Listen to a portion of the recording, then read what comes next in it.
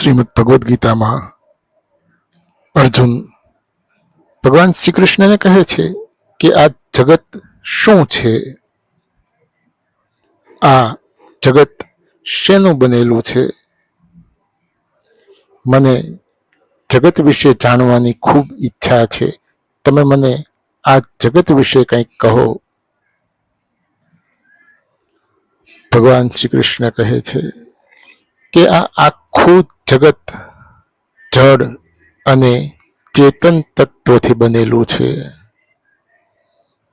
પૃથ્વી, જળ, અગ્નિ, વાયુ, આકાશ આ બધા જડ પદાર્થ છે, જેનાથી શરીર બને છે, જેનો એક દિવસ નાશ થાય છે. પણ આ શરીરને ધારણ કરનારો આત્મા ચેતન સ્વરૂપ છે, જેનો ક્યારેય નાશ થતો નથી. આત્મા ક્યારેય મરતો નથી. આ આખું જગત જડ અને ચેતન તત્વથી બનેલું છે. આ આખું જગત મારી માયાથી મોહ પામેલું છે, ભ્રમિત થયેલું છે,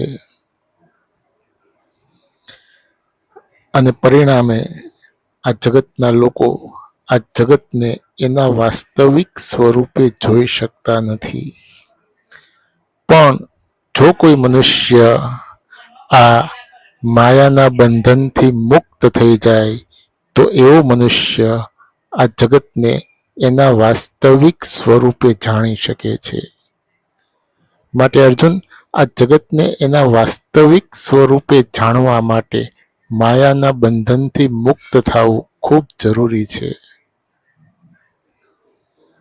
અર્જુન ભગવાન શ્રી કૃષ્ણને કહે છે કે મનુષ્ય આ માયાના બંધનથી મુક્ત કેવી રીતે થઈ શકે? આ માયાના બંધનથી મુક્ત થવાનો કોઈ ઉપાય, કોઈ માર્ગ તમે મને બતાવો. ભગવાન શ્રી કૃષ્ણ કહે છે કે માયાના બંધનથી મુક્ત થવાનો એક જ ઉપાય છે, મારી ભક્તિ. માત્ર મારો અનન્ય ભક્ત મારી અનન્ય ભક્તિ વડે આ માયાના બંધનથી મુક્ત થઈ શકે છે, અને માયાના બંધનથી મુક્ત થઈને આ જગતને એના વાસ્તવિક સ્વરૂપે જાણી શકે છે. માટે અર્જુન, તું મારો ભક્ત થા. ભગવાન શ્રી કૃષ્ણ અર્જુનને કહે છે કે તું મારો ભક્ત થા. હવે સાંભળ, ભગવાન શ્રી કૃષ્ણ અર્જુનને કહે છે કે હવે સાંભળ, મારા ભક્તો પણ 4 પ્રકારના છે: દુઃખી, જિજ્ઞાસુ, વિષયી અને જ્ઞાની.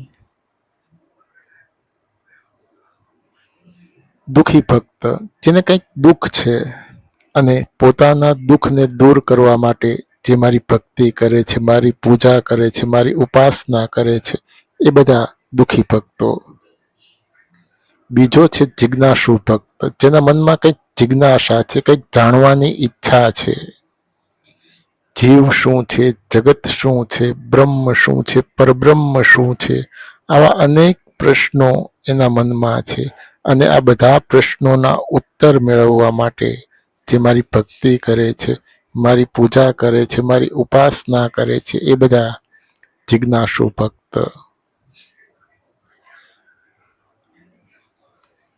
ત્રીજો છે વિષયી ભક્ત, જેને વિષયોમાં આસક્તિ છે. ધન પ્રાપ્ત કરવાની ઈચ્છા, સંપત્તિ પ્રાપ્ત કરવાની ઈચ્છા, પ્રતિષ્ઠા પ્રાપ્ત કરવાની ઈચ્છા, સત્તા પ્રાપ્ત કરવાની ઈચ્છા, આવી અનેક ઈચ્છાઓ પૂરી કરવા માટે જે મારી ભક્તિ કરે છે, મારી પૂજા કરે છે, મારી ઉપાસના કરે છે, એ બધા વિષયી ભક્તો. અને ચોથો છે જ્ઞાની ભક્ત.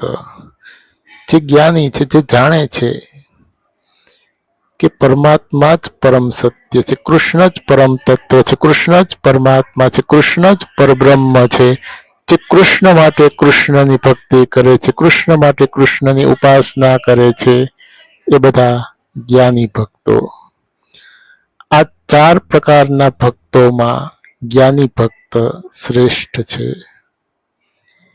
ભગવાન શ્રી કૃષ્ણ અર્જુનને કહે છે કે આ 4 પ્રકારના ભક્તોમાં જ્ઞાની ભક્ત શ્રેષ્ઠ છે.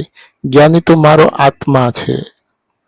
આવો જ્ઞાની બ્રહ્મને, સંપૂર્ણ અધ્યાત્મને અને બધા જ કર્મોને જાણી લે છે. અર્જુન ભગવાન શ્રી કૃષ્ણને કહે છે કે બ્રહ્મ શું છે?